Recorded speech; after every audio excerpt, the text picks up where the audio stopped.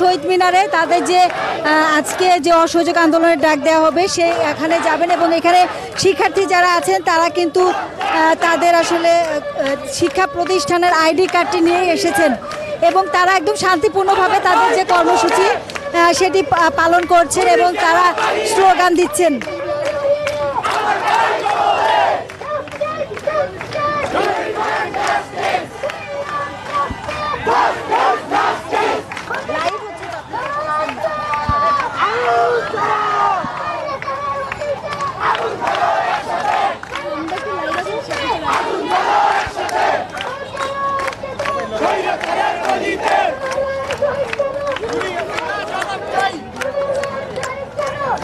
এখানে ছোট শিশুরাও কিন্তু আসলে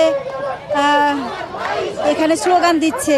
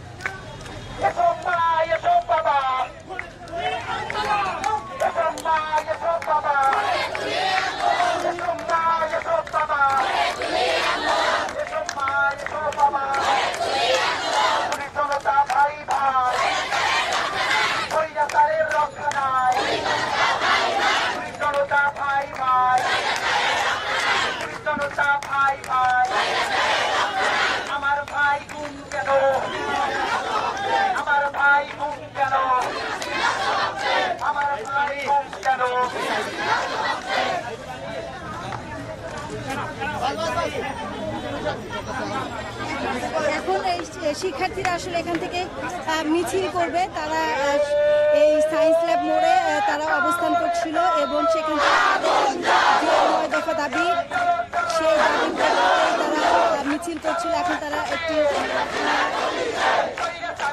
করবেন এবং আমি একটু তারা যে 9 দফা দাবি করেছিলেন সেই 9 দফা দাবিগুলো একটু বলতে চাই।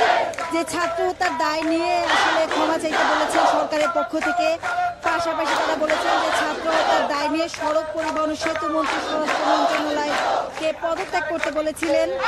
পাশাপাশি তারা তাদের যে তৃতীয় দাবি ছিল যে যেসব এলাকায় ছাত্র হত্যার ঘটনা ঘটেছে সেখানকার পুলিশ এবং পুলিশের ঊর্ধ্বতন কর্মকর্তা যারা তাদের বিরুদ্ধে ব্যবস্থা নিতে হবে। এছাড়া ঢাকা বিশ্ববিদ্যালয়, রাজশাহী বিশ্ববিদ্যালয়, জাহাঙ্গীরনগর বিশ্ববিদ্যালয় ও বরিশাল বিশ্ববিদ্যালয়ের উপাচার্য প্রজ্ঞাকে পদত্যাগের যে দাবি তারা জানিয়েছিলেন সেই 9 দফার মধ্যে কিন্তু এই দাবিটিও রয়েছে।